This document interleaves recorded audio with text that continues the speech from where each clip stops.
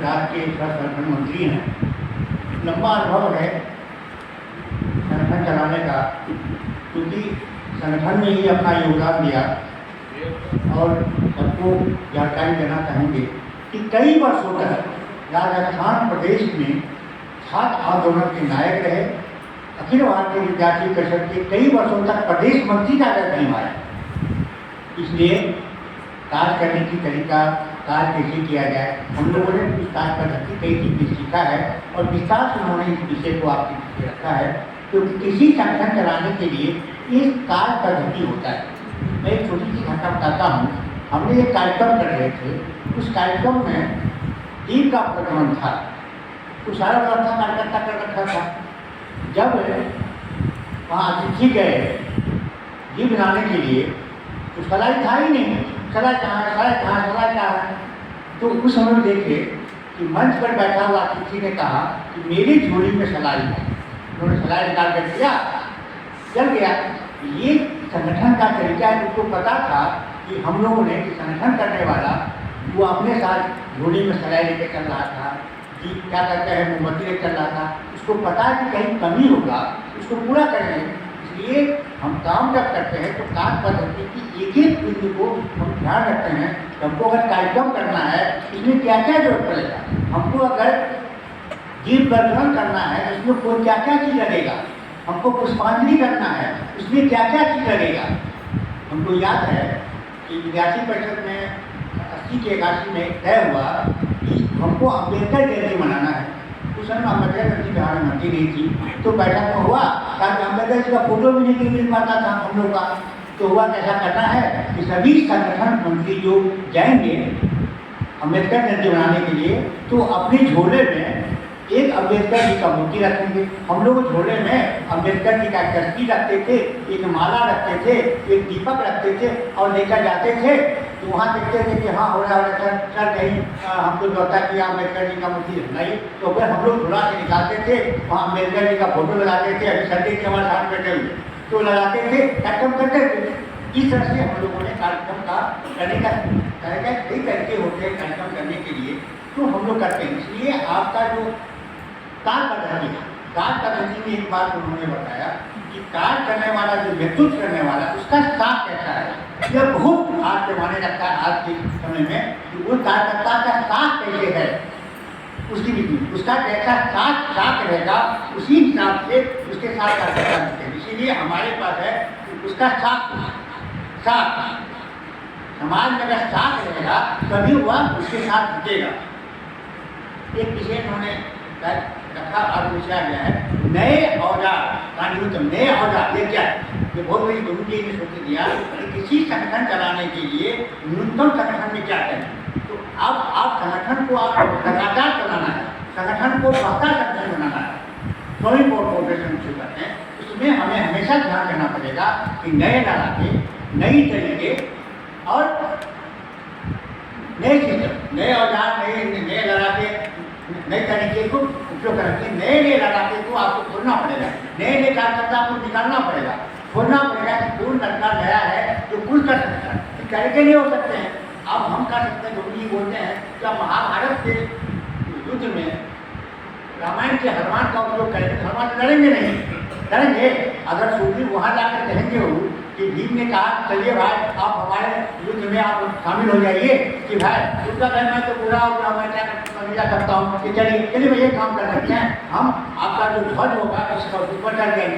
तो हर समय का स्थिति अलग अलग होता है, इसीलिए हमारे तरीके भी नए होंगे, हर समय में तरीके होंगे और धीरे धीरे औजार भी नए होंगे। इसलिए हम नए औजार को होते हैं और नए औजार को तलाश करें जिस संगठन में, यानी कि अगर हमारे संगठन में 100 लोग हम हैं और हम उस 100 लोगों में देख रहे हैं कि 75 लोग जो हैं वह 60 के ऊपर के हैं और उसमें 25 लोग जो है या 20 लोग जो है 20 लोग ही युवा है, तो हम उसको स्वस्थ संगठन नहीं मानते। अगर उस संगठन में अगर 100 में 70-75 अगर यूथ है, नया है, तो हम समझेंगे कि आने वाला भविष्य इस संगठन के लिए बहुत उज्जवल है। इसलिए नए लोगों को लाने का प्रयास हम लोग करें, यह हमारी कार्य पद्धति का यह मुख्य उद्देश्य होगा कि हम लोग जहाँ भी जाएँ नए लोगों के पास जाए, नए कार्यकर्ता के पास जाए। अब पुराने कार्यकर्ता का अनुभव का लाभ है, उनका पास अनुभव होगा, इसलिए अनुभव का लाभ ले और वह काम कराए कि कार्यालय है, इसलिए कार्यालय भी बताया गया, कोष है, कार्यालय है, ये सारी चीज़ है। अब कार्यकर्ता कैसा होना चाहिए बताइए, कार्यकर्ता किसको कहेंगे? छोटा सा सवाल आपसे पूछ रहे हैं, अब कार्यकर्ता किसको कह रहे हैं, किसको कार्यकर्ता मानते हैं? एक विषय आया है, बोलिए, समझे, विचार हो कि सबके पास जिसको कुछ करने की क्षमता हो उसी को कार्यकर्ता कहेंगे, काम करने की क्षमता हो, कार्य करने की जिसकी कला हो, कार्यकर्ता। और कार्यकर्ता से ही हमको नेतृत्वकर्ता मिलता है। पहले मिलेगा कार्यकर्ता, कब मिलेगा? नेतृत्वकर्ता। और आप जब कोई कार्यक्रम करेंगे तभी आपको कार्यकर्ता मिलेगा। कार्यकर्ता का विकास भी कार्यक्रम होता है, जिस जगह पर ज़्यादा कार्यक्रम होते हैं, ज़्यादा बैठकें होती हैं, वहाँ कार्यकर्ता निकलता है, कार्यकर्ता बनता है। अब हम जिला संयोजक हैं, एक कार्यकर्ता से पूछा कि आप क्या है, तो मैं तो जिला संयोजक हूँ, विद्यार्थी परिषद की जिला संयोजक हूँ। कितने साल से हैं? 3 साल से। मीटिंग हुआ क्या? एक मीटिंग नहीं। एक बैठक हुआ? एक बैठक नहीं। तो जब 3 साल से तुम संयोजक हो, एक बैठक नहीं किया, मीटिंग नहीं किया, तो बैनर दिखा नहीं, तुम्हें कैसा समझेगा? यानी कि आप कुछ कीजिएगा तभी कार्यकर्ता मिलेगा, नहीं कीजिएगा। इसीलिए हम कार्य पद्धति में हर जिले में अपना कोई न कोई गतिविधि चले, अच्छा नहीं, किसी मुद्दा लेकर आप कुछ न कुछ कीजिएगा तो आपको कार्यकर्ता मिलेगा और परिणाम भी मिलेगा। अभी हम बताते हैं, यह सूचना मिला, छोटी सी घटना हम बताते हैं। सेवन अभी हमारे है ना, हम पार्टी लिस्ट गए, एक घाट पर हमारे वाल्मीकि हमारे संरक्षक थे, उनके मृत्यु हो गया, उस घाट पर हम गए और कहा कि घाट जो है उसको जीवनोद्धार करेंगे। उन्होंने मीटिंग किया, जीवनोद्धार किया, डिमांड किया। आज सूचना मिला उसमें 30 लाख रुपया देकर घाट का, वाल्मीकि घाट का सौंदर्यीकरण हो रहा है और वहाँ पर दिखा जा रहा है कि राष्ट्रीय स्वाभिमान आंदोलन के द्वारा इसका हुआ। तो किया, हमने प्रयास किया तो कुछ दिखाई पड़े, यानी कि काम हम कुछ करें तो कुछ दिखे पड़े, ताकि वह दूसरे को प्रेरणा मिले।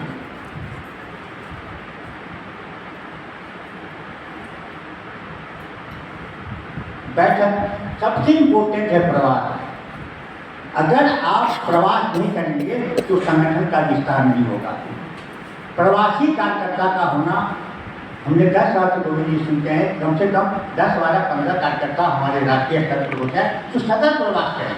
अगर हमारा हर प्रदेश में 4-5 कार्यकर्ता हो जाए तो प्रवास करें। अगर प्रवास ज़्यादा कीजिएगा तो संगठन का स्वयं विस्तार होगा। कार्यकर्ता के घर जाना, उनके यहाँ खाना खाना, उनके यहाँ चाय पीना, उनके यहाँ रात्रि विश्राम करना, इतना कर दीजिएगा।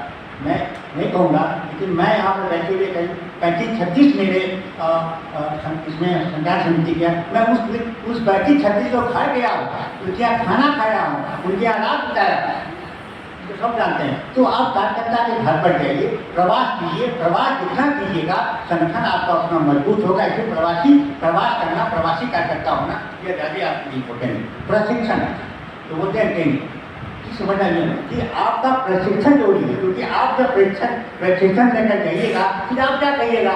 आप जब किसी बैठक में जाइएगा, किसी मीटिंग में जाइएगा, किसी कार्यकर्ता को समझाइएगा, क्या समझाइएगा आप? तो आपको उसको बताने के लिए आपको स्वयं ट्रेनिंग लेना पड़ेगा। हम लोग भी कई ट्रेनिंग लिए, उन्हें संगठन भी लिए हैं, कई जगह लिए हैं, प्रशिक्षण जिसको कहते हैं ट्रेनिंग कैंप, तो उसके अंतर्गत में आप जाते हैं। इसलिए प्रशिक्षण का जो है, अब टीम भावना, टीम का जो असर होता है कि टीम में एक रूपता, एक विचार, टीम वर्क, जहाँ का टीम जितना सशक्त होगा वहाँ का संगठन उतना मजबूत होगा। इसलिए टीम भावना से काम हो, टीम भावना से वर्क हो। और दूसरी बात है कि जो नेतृत्व करता है, जो करने वाला है ना, उसकी जैसा सोच वैसा संगठन। अगर मेरी दिमाग में सामाजिक काम करने का सोच होगा तो सामाजिक काम करेगा, हम वही काम उसी वक्त होता रहेंगे। अगर हमको रचनात्मक काम करना है तो हमारा ध्यान उधर ही रहेगा। हमको जैसा सोच रहेगा ना, जैसे बोलते हैं ना, जैसा वैसा चित्र। तो अगर हमारे दिमाग में ये रहेगा कि हमको राजनीति नेता बनना है, राजनीति में विधायक बनना है, MP बनना है, हमको मुख्यमंत्री बनना है, ये अंदर का सोच है। तो आप ऊपर में कुछ ही देंगे, अंदर में ये रहेगा कि करना कर इसका लाभ उठाना है। इसलिए अपनी सोच कैसा हो इस पर भी बहुत कुछ डिपेंड करता है। इसलिए एक बार मैं थोड़ा कहूँगा कि अपनी कार्य पद्धति को समझते हुए, और हमारा कार्य पद्धति आदेश अंजाम पालन का नहीं है, आपका लचर है। आराम से मिल करके जो किया वो भी अच्छा, जो नहीं किया वो भी अच्छा, उनसे प्रेम स्वभाव से उनसे काम लेना है, क्योंकि यह काम हम सबका है। ये नहीं है कि उठ जा, बैठ जा, खड़े हो जा, नहीं। उनके हिसाब से उनकी रुचि पैदा करना और उसको आप उनके बीच ले जाइए, संपर्क कीजिए, उनके साथ बैठिए। हम तो बोलते हैं, हम लोग कहते हैं अरे आपने कुछ मत कीजिए। जैसे मेरा रूटीन है, मैं बताता हूँ। मैं सुबह में मेरा काम है, सुबह को उठता हूँ, 2 घंटा मेरा है पर दिन का सभी कार्यकर्ता को टेलीफोनिक संवाद करना। 30-35 कार्यकर्ता से मैं डेली टेलीफोनिक मैसेज से ज़्यादा काम करता है टेलीफोनिक संवाद। अगर आप टेलीफोनिक संवाद कीजिएगा, उसमें आत्मीयता बढ़ती है। मैसेज अच्छी चीज़ है, लेकिन आप सबसे बात कीजिए। अगर सभी लोग यहाँ बैठे हुए हैं, एक बार हमको याद है कि हमको सिवान में काम करना था। गोविंद जी पूछा, गोविंद जी क्या करें? क्या ऐसा करो कि आप अपने जान पहचान के अलग यात्रा का मामला था, कोई जानता नहीं था, तो आप 30-35 किलो का डिश बनाओ। हमने बना लिया। तो बोले गोविंद जी आप क्या करें? आप उस 30-35 लोग से संवाद करो। फिर मैंने 30-35 लोग से संवाद किया, उनसे बातचीत किया, उन्होंने मुझे घर बनाया और उसके बाद मेरा अलग यात्रा हुआ। अभी यहाँ पर अशोक तिवारी जी बैठे हुए हैं, गोविंद जी का वहाँ अच्छा कार्यक्रम हुआ संवाद जाता है। इसलिए तो ये संवाद का बहुत इम्पोर्टेंट है। और हर एक कार्यकर्ता मेरा निवेदन है कि आप 1-8 घंटा डेली मोबाइल से अपने कार्यकर्ता से संवाद कीजिए, हालचाल पूछिए, ठीक ठाक है ना, स्वस्थ है ना, बाल बच्चे अच्छे हैं ना, ये सब पूछते गए। तो सुने भाई मेरे अपने हैं, हमसे हालचाल पूछते रहते हैं। और इतना अगर हम कर लेंगे, मेरा दावा है कि आपका संगठन जो है वो विस्तार करेगा। फिर हम मुद्दे पर आएंगे, मुद्दे के लिए उठेंगे तो हमारा काम होगा। कल किसी आ रहा था कि यह नहीं हो रहा है, हुआ नहीं हो रहा है, यहाँ समस्या है, व्यवस्था में कैसे परिवर्तन होगा। एक बार गोविंद जी ने एक आदमी पूछ दिया कि अगर हम किसी समस्या का समाधान 2 घंटे के अंदर करना चाहते हैं, 2 घंटे में किसी मेजर समस्या का समाधान आपको 2 घंटे में करना है, गोविंद जी बताइए इसके लिए कौन सा सूत्र होगा? 2 घंटे में किसी राष्ट्रीय समस्या का व्यवस्था का परिवर्तन करना है। तो गोविंद जी ने कहा कि जो संगठन वहाँ पहुँच जाए, ठीक, उसने घोषणा करे कि 10 से 11 बजे तक ब्लॉक को 200 आदमी दे, सेंटर जिला को 500 आदमी दे, 1000 आदमी भेज दे प्रदेश को और 5000 आदमी भेज दे दिल्ली को। एक टाइम में समय की हो पूरे देश में। क्या नहीं लगता है कि 2 घंटे में सरकार झुकेगी? तो अपने सरकार को झुकेगी, आपका काम पूरा हो जाएगा। यह संगठन का अगर यह स्वरूप पैदा हो जाता है, समाधान हो जाएगा। इसलिए हमारा शक्ति कितना बढ़ेगा, आप अपनी ताकत दिखाइए, क्षमता दिखाइए। आपकी ताकत बढ़ेगा तो आपका परिणाम मिलेगा। जब आप अपनी ताकत नहीं दिखाइएगा, जनशक्ति राजनीति को सत्ता शक्ति, जनशक्ति को बढ़ाइएगा, बोलते हैं ना जनसत्ता जो होता है, इसको बढ़ाइएगा तो हमको लगता है विषय जो हमारे बीच में आया है, यह विषय का सार्थकता होगा, हमारी कार्य पद्धति होगा और उस कार्य पद्धति के आधार पर हम काम करेंगे तो आपका काम दिखेगा। और फिर हम अपने कार्य पद्धति के आधार पर गोविंद जी का जो भोपाल में अंतिम संदेश दिया कि आपने अनुभव के आधार पर कहीं न कहीं आप काम करें। यहाँ सारे अनुभव के आधार पर हम कहीं न कहीं काम करें, वह काम दिखे। अगर हम ताकूबार लगे कि भाई देखिए वहाँ आकर बोले ना, तो भाई आइए धनबाद में दिखिए कि यहाँ कुछ हुआ है। इसलिए आप कहीं ना कहीं जो कर रहे हैं उसको कीजिए और समाज को एक नया दिशा दीजिए। हम सब से तो समाज से बहुत आशा है, समाज में साथ भी है। जो स्थिति बन रही है यह स्थिति बहुत ही बिगाड़ है। लगता है कि इस स्थिति को बचाने में हम लोग का योगदान होगा। इसलिए पुण्य का काम है, इसलिए अपने कार्य पद्धति के माध्यम से अपनी समस्या, देश की समस्या को उठाएं। इतना ही, धन्यवाद। वो थोड़ा विलम्ब से चालू हुआ तो उस समय की भरपाई करने के लिए जो बीच का अंतराल हमारे को मिलता था 20-25 मिनट का, तो उस अंतराल में कटौती करके मैं इसी विषय से लगा हुआ जो हमारा दूसरा सत्र है उसके लिए हमारे कार्यवाहक राष्ट्रीय संयोजक आदरणीय सुरेंद्र जी बिष्ट को आमंत्रित करता हूँ, कृपया आए और अपना लेकिन दूसरा सत्र या फिर यानी सष्टम सत्र का जो समय है 10:30 से, वो समय से होगा। हमारे यहाँ पे अभी जो अभी हमारी कार्य पद्धति की प्रथम स्वरूप पर हमारे माननीय गिरिराज जी और माननीय गदाधर जी ने जो विस्तार से प्रकाश डाला, इस कड़ी को पूरा करने के लिए जो दूसरा सत्र होगा जो दूसरा सत्र होगा तकनीकी सत्र, वो और भी महत्वपूर्ण होने वाला है, क्योंकि इसमें बहुत ही अनुभवी हमारे सुरेंद्र सिंह बिष्ट जी, माननीय सुरेंद्र सिंह बिष्ट जी आएंगे और करेंगे। इसमें हम कहना चाहेंगे जो विकास है कि हमारे गदाधर विद्रोही जी ने सादगी, ईमानदारी, कर्तव्य निष्ठा, इनका उदाहरण है। आप गदाधर काम करें, वार्तालाप कैसा भी हो, पक्षी समुद्र की कहानी आप है गदाधर। और इसी के साथ इस सत्र की हम समाप्ति की घोषणा करते हैं और हम चाहते हैं कि अगला सत्र प्रशांत जी संचालन के लिए आमंत्रित हैं और इस मंच पर आमंत्रित मैं करता हूं प्रशांत जी को और सुरेंद्र बिष्ट जी को। धन्यवाद। त्रिलोकीनाथ जी का बाकी सब लोगों को सादर का अभिनंदन। और अपने राष्ट्रीय स्वाभिमान आंदोलन का जो अपना 5वां सत्र चल रहा है, इसमें सादर आमंत्रित हैं मंच पे सुरेंद्र सिंह बिष्ट जी। आप कार्यकारी संयोजक के पद पर हैं और जितना भी अपना कार्यक्रम होता है उसमें टेक्निकल बातें और कई प्रकार के सुझाव और जितना भी पत्र होता है इनके सुझाव से निकलता है।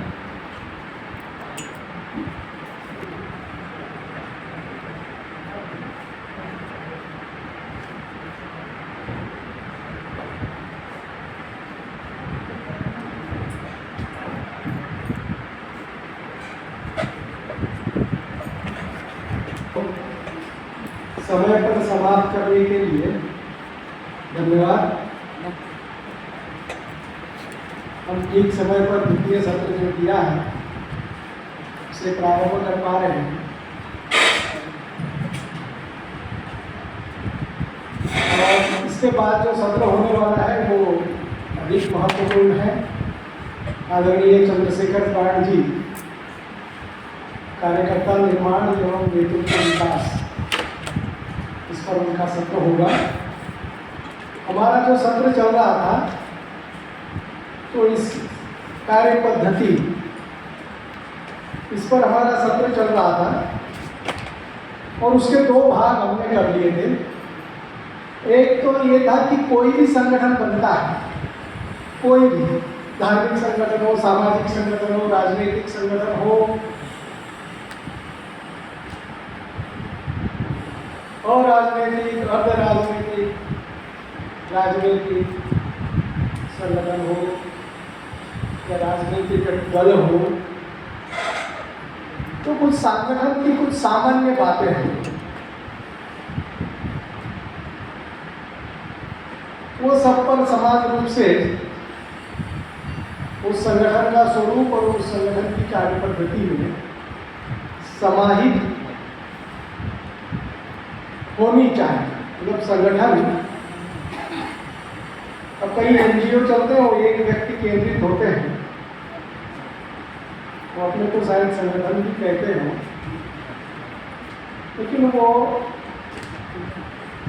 एनजीओ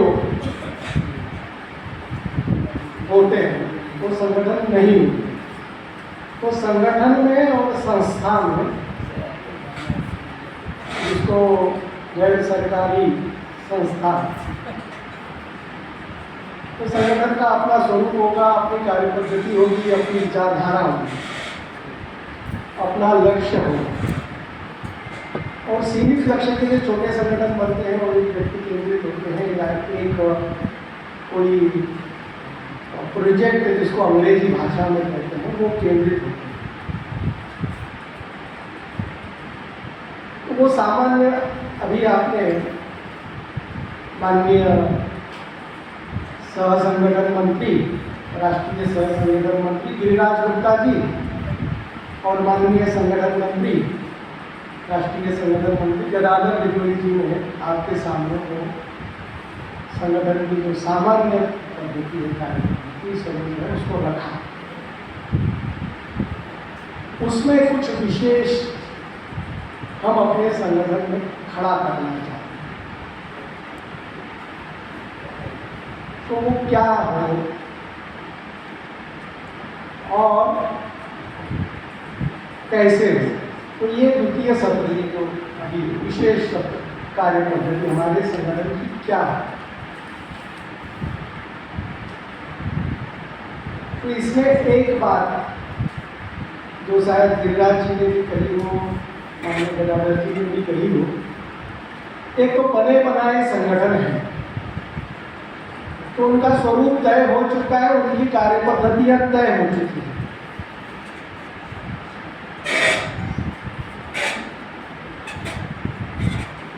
लेकिन जो नया संगठन और फिर नया संगठन और फिर उसको नए तरीके से फिर से संगठन बनाने का प्रयास, तो जैसा हम कहते हैं, इसके पहले जैसे है राष्ट्रीय संयोजक माननीय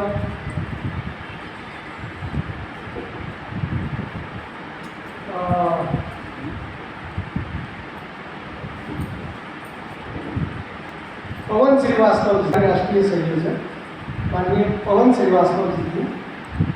तो पवन जी का एक आग्रह रह जाता है कि हम संगठन नहीं, हम आंदोलन हैं।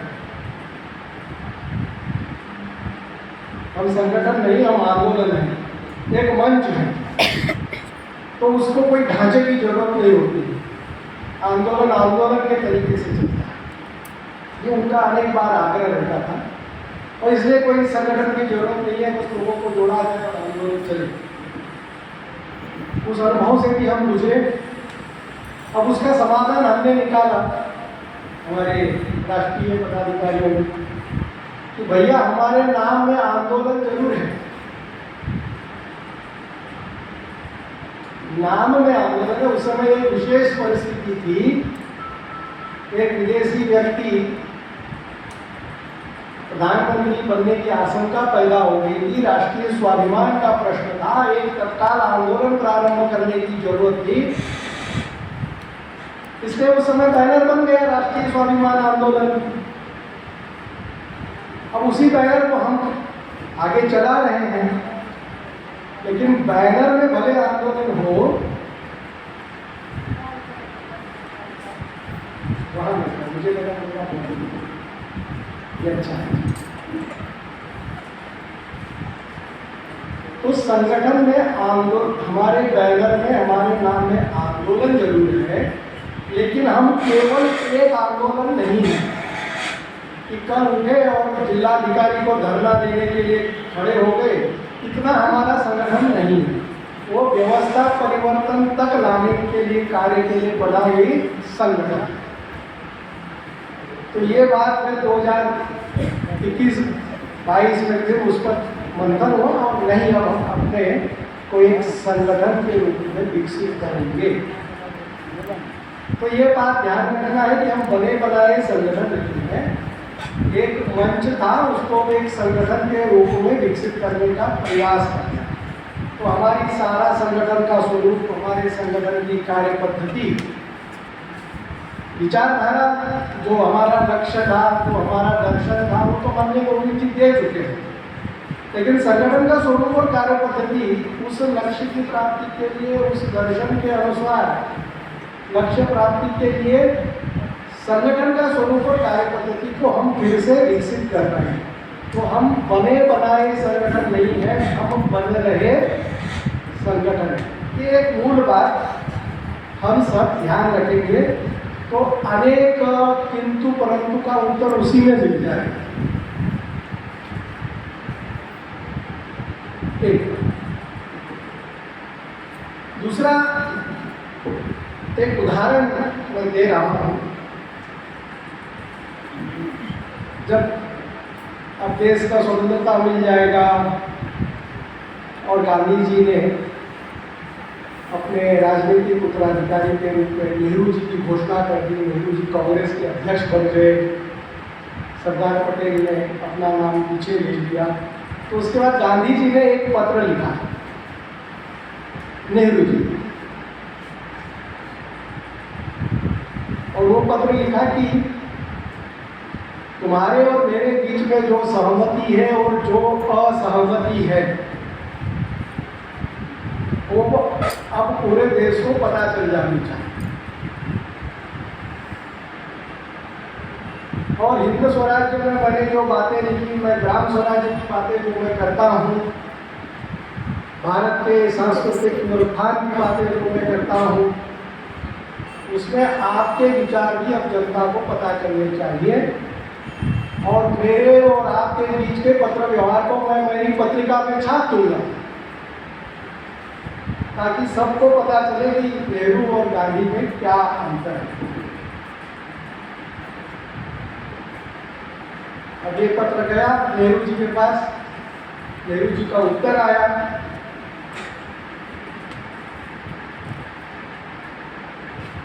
कि आपकी जो हिंद स्वराज्य है वो मैंने 1917-18 में भी पढ़ी थी,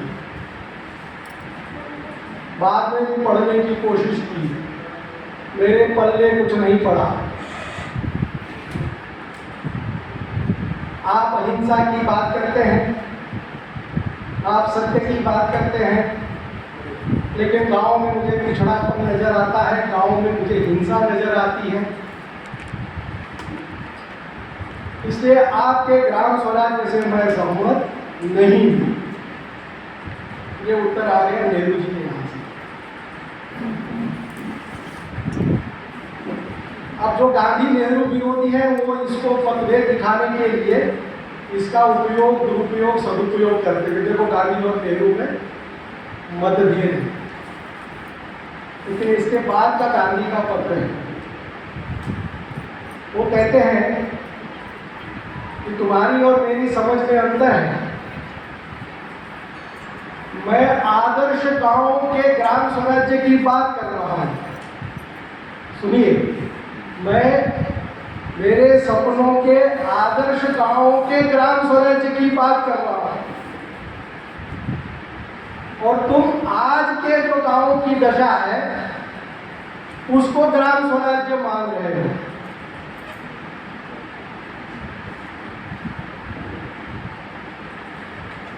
तो आज अपने संगठन में जो है वो एक चीज है, एक वस्तु है, और उसको जिस आदर्श तक हम पहुंचाना चाहते हैं वो दूसरी वस्तु है, दूसरी चीज है। ये उदाहरण मैंने इसलिए दिया। अब इसी में एक उदाहरण देता हूं। बने बनाए संगठनों में एक सूत्र चलता है कि सफलता साधना से तो मिलती है, साधनों से मिलती है। सुना होगा,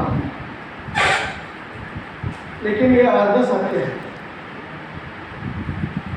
सफलता के लिए हमेशा साधन भी उतने ही आवश्यक है जितने साधना आवश्यक है। और उसके लिए आपको दो उदाहरण दूंगा। लाला लाजपत राय ने एक society for servant of India नाम की एक संस्था बनाई, देश विदेश से उसके लिए पैसा जमा किया, और जिस जमाने में व्यक्ति को अगर महीने का 15 रुपया मिलता था तो वो स्वयं भी घी दूध में नहा सकता था और अपने पड़ोसी को भी घी दूध में नहवा सकता था 15 रुपया महीने में। उस जमाने में लाला लाजपत राय की संस्था ने, क्योंकि गांधी जी ने कहा राजेंद्र प्रसाद को, डॉक्टर राजेंद्र प्रसाद को, कि छोड़ो वकालत, देश सेवा में पूरा समय लगाओ, तो लाला लाजपत राय की जो सर्वेंट सोसाइटी थी, क्योंकि राजेंद्र प्रसाद वास्तव में विशेष व्यक्ति थे, सफल वकील थे, तो लाला लाजपत राय अन्य राष्ट्रीय जो कार्यकर्ता थे उनको 100 रुपया देते थे महीने का, जब 15 रुपये में आदमी घी दूध से नहाता था। लेकिन राजेंद्र प्रसाद को 300 रुपया दिया महीने का, क्योंकि वो 3000 महीने की वकालत छोड़ के काम करने के लिए मैदान में आ रहे थे।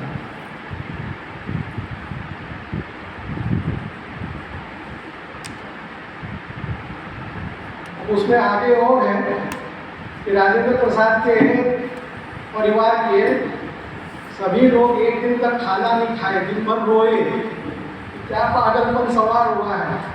ये 3000 महीना वकालत में कमाता है, 300 रुपये में कांग्रेस की नौकरी करने चला है।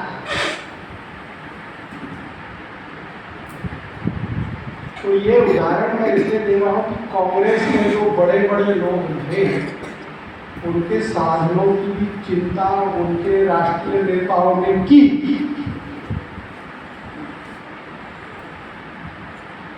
तो हम भी इस आदर्श की ओर बढ़ना चाहते हैं, ये चाहिए। दूसरा उदाहरण कोष के बारे में गांधी जी का है। 1920 में, अगस्त 1920 में गांधी तिलक जी का देहांत हो गया। तो गांधी जी ने कहा कि उनकी स्मृति में एक तिलक फंड बनाएंगे और उससे अनेक सामाजिक काम प्रारंभ करेंगे। 1920 जब 15 रुपए में घी दूध में आदमी नहा सकता था और गांधी जी ने कहा कि 1 करोड़ रुपया जमा करेंगे। तब तक गांधी जी राष्ट्रीय नेता बन चुके थे, उनकी राष्ट्रीय पहचान थी, उनकी साख बन चुकी थी, चंपारण हो चुका था, तो राष्ट्रीय साख बन चुकी थी। गांधी जी ने कहा कि तिलक फंड के लिए हम 1 करोड़ रुपया जमा करेंगे। कब? 1920 में। 2020 में सुरेंद्र पृष्ठ की हिम्मत नहीं है 1 करोड़ रुपये जमा करनी, क्योंकि मेरी साख नहीं है, मेरी राष्ट्रीय पहचान है। और आखिरी दिन था, 3 महीने में कलेक्ट जुटाना था। गांधी जी सुबह का खाना खा रहे थे, सब सचिव बैठ गए गांधी जी के आसपास, गांधी जी खाना खा रहे हैं।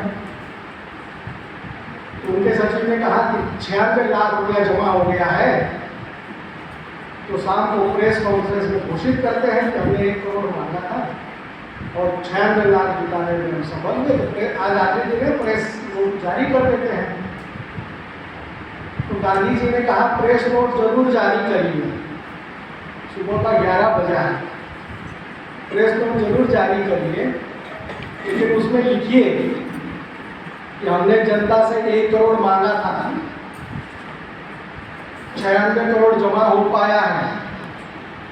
इसका मतलब जनता का अभी तक हम पर पूरा विश्वास नहीं है, इसलिए हम 96 करोड़ रुपया लौटा रहे हैं। अब साबरमती आश्रम में भगदड़ शुरू हो गई और शाम को 3 बजे प्रेस नोट निकलना, तो 2:30 बजे मुंबई से वाडिया जी का ट्रंक कॉल आया कि मैंने 4 लाख रुपए 4 लाख 1 रुपए का चेक फाड़ दिया है, यहाँ से पोस्ट कर दिया है, आपको मिल जाए। क्योंकि सरदार पटेल से लेके सब लग गए कि अब क्या होगा। उस समय गांधी जी ने 1 करोड़ रुपया दिया है। तो जिनकी राष्ट्रीय छवि है, जिनकी राष्ट्रीय पहचान है, जिनकी राष्ट्रीय साख है, या ऐसी साख पैदा की जाए, ऐसी राष्ट्रीय छवि पैदा की जाए, तो वो भी कोष जुटा सकते हैं। समाज में देने वाले हैं, लेने वालों की कमी है 2 तरह से। एक तो साख नहीं है, ये तो लेने का तरीका नहीं जानते, 2 कारण से। तो ये कोष की बात मैंने जानबूझ कर की। और एक बात बताता हूँ, लाला लाजपत राय ने जो फंड उस समय बनाया था, आज उसकी क्या हालत है। तो आज society for servant of India के 20,000 मेंबर हैं